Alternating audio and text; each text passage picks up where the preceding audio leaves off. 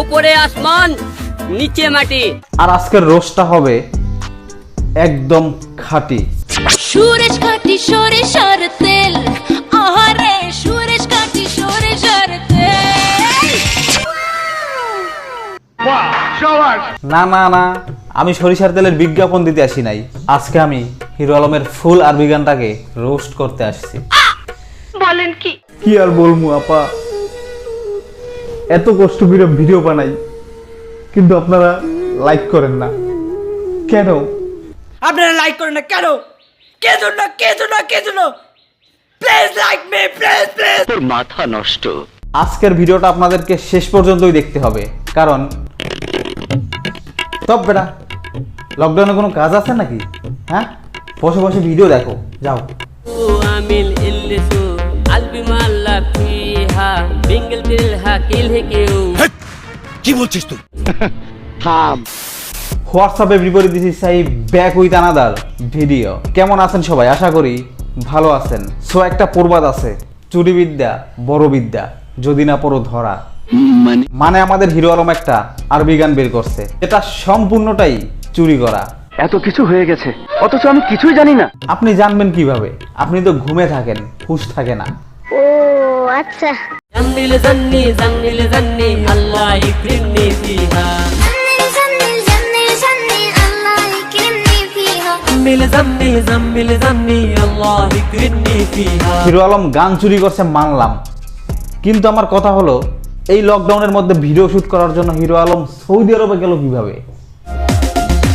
ও আমিল ইল্লিসু আলবি মাল্লা ফিহা বিঙ্গল দিলহা কিল হে কেউ।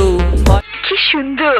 আরে রাখেন আপনার সুন্দর, এটা তো গ্রিন স্ক্রিন এডিট করে ব্যাকগ্রাউন্ড লাগানো। আমি বিশ্বাস করি না, আমি বিশ্বাস করি না। প্রথমে তো বিশ্বাস আমিও করছিলাম না ভাই, কত সুন্দর মরুভূমি, পিছনে আবার উট হাঁটতেছে। আমি কি খাতে গালি দিয়েছি? এগুলো দেখে আমি ভাবছিলাম সত্যি এটা সৌদি আরব। ঘটনার কিছুই বুঝতেছি না। সমস্যা নাই, আমি বুঝিয়ে দিচ্ছি।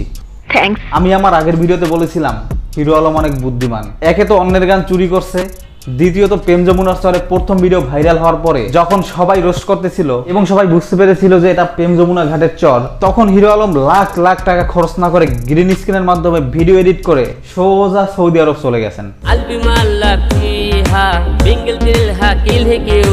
বিরাট বুদ্ধিমান।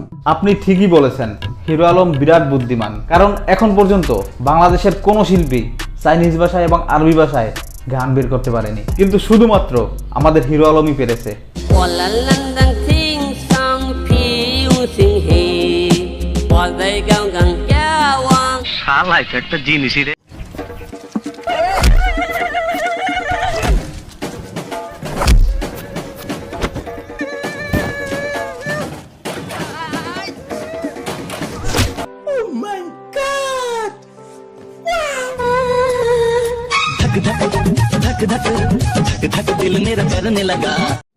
এসব হচ্ছে দেখে পাবলিক কখন কি খাবে এবং কখন কোন ভিডিও আপলোড দিলে ভাইরাল হবে সেটা হিরো আলম খুব ভালো করেই জানে। দাও নারা নাসি আল্লাহ ইনতাও আনা ওয়াসমাই। হিরো আলমের এই আরবি গানটা নিয়ে আমার বলার কিছু নাই, কারণ এই গানটার ভিডিও কোয়ালিটি এবং এডিটিং আমার কাছে সত্যিই ভালো লেগেছে। কারণ তার ভিডিও এডিটিং এবং পোশাক একদম হুবহু আরাবিয়ান স্টাইলের।